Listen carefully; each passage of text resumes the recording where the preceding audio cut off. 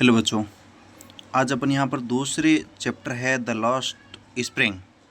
इस चैप्टर के question answer जो इम्पोर्टेंट होंगे एग्ज़ाम की दृष्टि से उनको अपन यहाँ पर पढ़ेंगे, ठीक है। और जो कि इनके जो लेखक है अनीस जंग। और अब पहला क्वेश्चन दे रखा कि what is the Sahib looking for in the garbage dumps.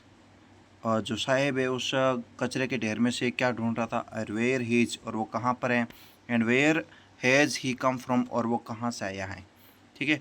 या फिर एग्जाम में इस प्रकार से भी क्वेश्चन पूछ सकता है कि where did Saheb's family settle. जो साहिब की जो फैमिली है वो कहाँ पर सेटल हुई और कहाँ से हुई है। Sahib is a young boy. Sahib एक युवा लड़का है। वो is engage in rag picking, जो कि वो किस चीज़ों से जुड़ा हुआ है, जो कूड़ा करकट बीनने वाले फैमिली है उस परिवार से वो जुड़ा हुआ है। एंड इंगेज इन जुड़ा हुआ है। He is looking for money in the garbage dumps. वो उस कचरे के ढेर में से क्या ढूंढ रहा था, वो उस कचरे के ढेर में से वहाँ पर वो ढूंढ रहा था मनी, पैसा ढूंढ रहा था, सिक्के ढूंढ रहा था। एंड प्रेजेंटली और वर्तमान में he is living in at Seemapuri. और वर्तमान में वो कहाँ पर रहता है, सीमापुरी नामक स्थान पर है, वहाँ पर वो रह रहा है। And a place on the border of Delhi, जो कि वो सीमापुरी नामक स्थान कहाँ पर है, दिल्ली की बॉर्डर पर है, दिल्ली की सीमा पर है। And his family has come from Bangladesh, और उसका परिवार कहाँ से आया है, बांग्लादेश से आया, ठीक है। अब यहाँ पर सेकेंड नंबर क्वेश्चन दे रखा है what explanation does the author offer for children not wearing footwear. यानी बच्चों के जो जूते हैं वह न पहनने का कारण है, लेखक किस प्रकार से उसके बारे में तर्क देता है, व्याख्या करता है यहाँ पर। या फिर ये भी क्वेश्चन पूछ सकता है what does the their absence of chappal in Lost Spring. यानी जो लॉस्ट स्प्रिंग जो चैप्टर है उसके अंदर जो चप्पल की अनुपस्थिति बताता है। Tell us about the economic condition of rag pickers.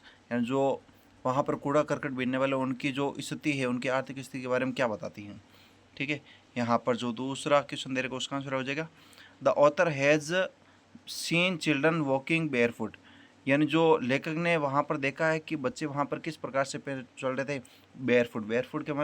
Barefoot का मतलब बिना चप्पल के, नग्न पैरों के साथ वो चल रहे थे वहाँ पर, विदाउट एनी चप्पल, बिना किसी चप्पल के साथ, इन सिटी शहर के अंदर, एंड ऑन विलेज रोड्स और गांव की सड़कों पर। यानी गांव की सड़कों पर और शहर के अंदर बिना चप्पल के वो वहाँ पर क्या करते हैं, सड़कों पर घूमते हैं। Most people think that it is not lack of money.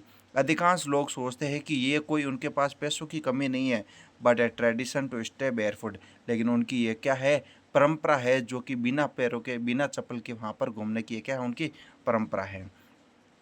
Barefoot का मतलब बिना चप्पल के, नग्न पैरों के साथ।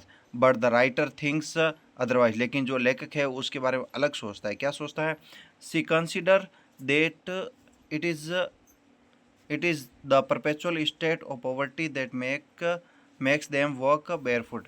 और सी कंसिडर्स, वह समझती है कि it is perpetual state of poverty, ये क्या है, गरीबी स्थिति है, जो उनकी जो गरीबी की हालत है वो लगातार बनी रहने के कारण ऐसा होता है। That makes them walk barefoot, गरीबी की स्थिति लगातार बनी रहने के कारण है उनको इस प्रकार से बिना चप्पल के चलने के लिए उनको क्या करती है, मजबूर करती है। पॉवर्टी का मतलब होता है गरीबी, एंड परपेचुअल स्टेट या लगातार स्थिति बनी रहती है, ठीक है, ये हो जाएगा। और आगे अगला क्वेश्चन दे रखा है तीसरा, what makes the city of Firozabad famous for. Firozabad की सिटी किस चीज़ के लिए फेमस है, देखिए, Firozabad is famous for its glass blowing industry. और जो फिरोजाबाद की जो शहर है वह जो कांच ग्लास यानी जो चूड़ियाँ बनाने वाली जो चूड़ियाँ बनाने के लिए वो क्या है, फेमस है, इंडस्ट्री है, कारखाना है वहाँ पर बहुत ज़्यादा। Every other family is Firozabad is engage in glass making. वहाँ पर जो प्रत्येक दूसरा परिवार है फिरोजाबाद के अंदर वो क्या करता है, चूड़ियाँ बनाने का काम करता है। Many families have spend generations. और वहाँ पर कई सारे परिवार ऐसे हैं जिन्होंने अपनी कई सारी पीढ़ियाँ हैं वो चूड़ियाँ बनाने के लिए उन्होंने बिता दी हैं। वर्किंग अराउंड फर्नेसेज, और वो अपना जीवन किसके आसपास बिताते हैं, फर्नेसेज। फर्नेसेज का मतलब होता है भट्टियाँ। वेल्डिंग क्लास, और वो क्या करते हैं, वहाँ पर चूड़ियों को वेल्डिंग करते हैं, जोड़ने का कार्य करते हैं। मेकिंग बैंगल्स, और वो क्या करते हैं, चूड़ियों को जोड़ते हुए, कांच को जोड़ते हुए चूड़ियाँ बनाते हैं, ठीक है। और अगला है चौथा question, mention the hazards of working in the glass bangle industry. यानी जो कांच की चूड़ियाँ है वहाँ पर बनाने वाली फैक्ट्री के अंदर किस प्रकार के उन्होंने वो क्या कौन से संकटों का सामना करते हैं। या फिर इस प्रकार से पूछ सकता है कि mention any two hazard of working in glass bangles industries, यानी जो कांच की चूड़ियाँ बनाने वाली फैक्ट्री है वहाँ पर है कौन कौन से 2 संकट है उनको बताना है। वो काम करने वाले मजदूर किन संकटों का सामना करते हैं उनको बताना है।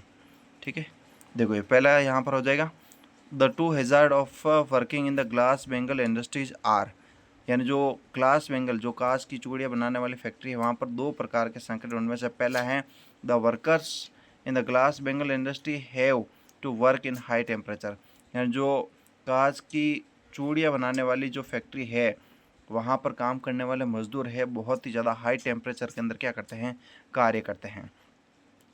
It effects their health body, और ये क्या करता है, हाई टेम्परेचर उनके शरीर का जो हेल्थ है, स्वास्थ्य उनके ऊपर प्रभाव डालता है। एंड सेकंड, दूसरा कारण क्या, दूसरा संकट क्या है, the biggest hazard they face is that they go blind with the dust from polishing the glass of bangles, और दूसरा संकट यह है कि जब वो वहाँ पर काम करते हैं तो बड़े बड़े वहाँ पर जो सबसे बड़ा संकट यह है कि दे फेस, वो सामना करते किस चीज़ का, दे गो ब्लाइंड, वो क्या हो जाते हैं, अंधे हो जाते हैं। वहाँ पर काम करते करते वो क्या हो जाते हैं, अंधे हो जाते हैं। विद द डस्ट, उस डस्ट के साथ, वो धूल के साथ, from polishing the glass of bangles, यानी चूड़ियाँ बनाने की जो पॉलिश होती है उस पॉलिश को लगाने के कारण है उस धूल से वो बहुत ज़्यादा क्या हो जाते हैं, अंधे हो जाते हैं काम करते करते। यानी 2 साल 4 साल बाद 5 साल बाद वो काम करते करते क्या हो जाते हैं, अंधे हो जाते हैं। और अगला क्वेश्चन दे रखा है, who is Sahib and what did he do, यहाँ पर दे रखा है कि हु इज साहिब, यानी साहिब कौन है, साहिब कौन था, और व्हाट डिड ही डू, और वो क्या करता था। ठीक है, ये क्वेश्चन का आंसर है, साहिब वॉज अ पुअर रेग पिकर बॉय, साहिब कौन था, एक गरीब परिवार का लड़का था जो कि वहाँ पर क्या करता था, रेग पिकिंग का कार्य करता था, यानी कूड़े करकट बीनने का काम करता था, कचरे चुगने का काम करता था। एवरी मॉर्निंग, प्रत्येक सुबह, ही वुड स्क्राउंज फॉर कॉइन्स और other valuable in the garbage dumps, और वो क्या करता था, ही वुड स्क्राउंज, स्क्राउंज का मतलब होता है ढूंढना, सर्च करना, फॉर कॉइन्स, वो क्या करता था, प्रत्येक सुबह वहाँ पर जाता था और वहाँ पर क्या करता था, रुपए सिक्के ढूंढता था, पैसे ढूंढता था, एंड अदर वैल्यूएबल थिंग्स, और दूसरी कई सारी कीमती चीज़ें जो भी उसको मिलती थी उसको ढूंढने का प्रयास करता था उस कचरे के ढेर में से। गार्बेज डम्प्स का मतलब होता कचरे का ढेर।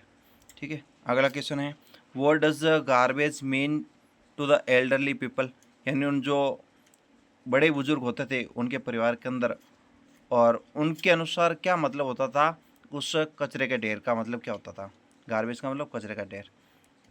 तो फिर यहाँ पर इसका हो जाएगा, फॉर एल्डरली पीपल और द पेरेंट्स, जो कि बड़े बुजुर्ग होते थे और जो पेरेंट्स होते थे, माता पिता होते थे, उनके लिए क्या मतलब होता था, garbage is not at all a useless things, उनके लिए वो कचरा एक कचरा नहीं था, ये बेकार की वस्तु नहीं थी।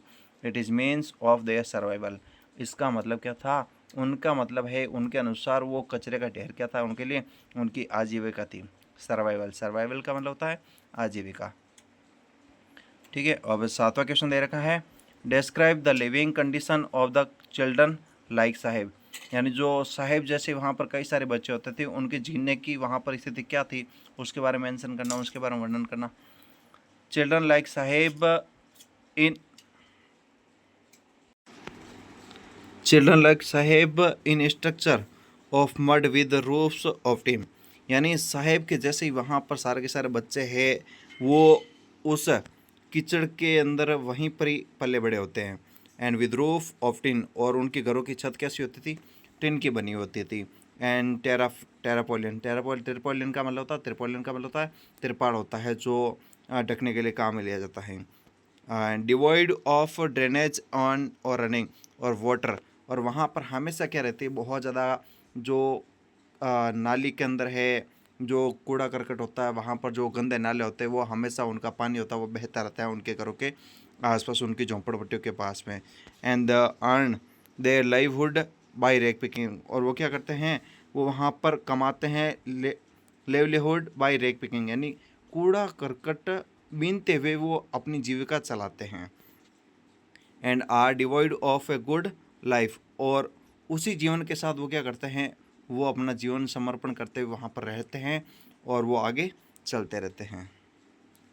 आगे देखो, अगला क्वेश्चन दे रखा है, what does Mukesh want to become in life, Mukesh से अपनी जीवन के अंदर क्या बनना चाहता है। And Mukesh wants to be his own master. Mukesh क्या बनना चाहता है? मुकेश है अपने जीवन के अंदर अपने खुद का मालिक बनना चाहता है। So he wants to become a motor mechanic in his life. इसलिए वो अपने जीवन के अंदर क्या बनना चाहता है? मोटर मैकेनिक बनना चाहता है, यानी मैकेनिक मिस्त्री का कार्य करना चाहता है वो अपने जीवन के अंदर। ठीक है, अगला क्वेश्चन दे रखा है, what is the main occupation of the people in of Firozabad. यानी फिरोजाबाद के जो जो कई सारे लोग हैं उनका वहाँ पर मेन मुख्य धंधा क्या है, व्यवसाय क्या है। Every other family in Firozabad is engage in making bangles. यानी फिरोजाबाद के अंदर प्रत्येक दूसरा परिवार है वो कांच की चूड़ियाँ बनाने वाले व्यवसाय से संबंधित है, जुड़ा हुआ है। They have spend generation working around furnaces. उन्होंने कई सारे अपनी पीढ़ियाँ बिता दी हैं वहाँ पर उन पट्टियों के आसपास काम करते हैं। वेल्डिंग ग्लास, चूड़ियों को जोड़ने का काम करते हुए, ग्लास को जोड़ने का, एंड मेकिंग बैंगल्स और चूड़ियाँ बनाने का काम करते हुए वहाँ पर कई सारी जनरेशन वो बिता दी हैं। ठीक है, अगला क्वेश्चन दे रखा है कि वो इज सविता। सविता कौन है? And what does she do, और वो क्या करती हैं। अगर दे रखा है, Savita is a young girl in the house of Mukesh. Savita है वो मुकेश के घर के अंदर एक युवा लड़की है। And she sold pieces of glass, और वो क्या करती हैं, वहाँ पर जो कांच होती है, ग्लास होती है, उनको जोड़ने का कार्य करती हैं, उनको सोल्डरिंग करने का कार्य करती हैं विद हर हैंड्स, अपने हाथों के साथ, moving mechanically like the tongs of A machine. जिस प्रकार से एक मशीन होती है, मशीन के चिमटे होते हैं, उससे जितनी फास्ट तेज़ गति के साथ चलते हुए कार्य करते हैं, उसी प्रकार से सविता के हाथ भी तेज़ गति के साथ चलते हुए वो ग्लास के टुकड़े को क्या करते हैं, सोल्डरिंग का कार्य करते हैं, उनको जोड़ने का कार्य करते हैं। ठीक है, ये हो जाएगा।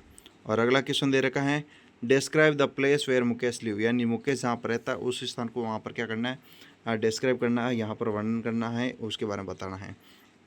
दे रखा है, Mukesh lives in a street which is choked with garbage. यानी मुकेश एक ऐसी गली के अंदर रहता है जो कि पूरी पूरी किससे भरी होती है, गार्बेज से भरी होती है। चोक का मतलब भरे आना, पूरी तरीके से भरपूर होना। चोक्ड एंड गार्बेज यानी कचरे से भरी हुई गलियों के साथ वो रहता है। There are houses with crumbling walls, और वहाँ पर घर है टूटे फूटे। क्रोमलिंग का मतलब टूटे फूटे, वहाँ पर क्या है, उन घरों की दीवारें हैं। वोबली डोर्स, और उनके घर के दरवाजे हैं वो भी टूटे फूटे हैं। एंड विदाउट विंडो, और उनके घरों के अंदर किसी प्रकार कोई खिड़कियाँ नहीं है।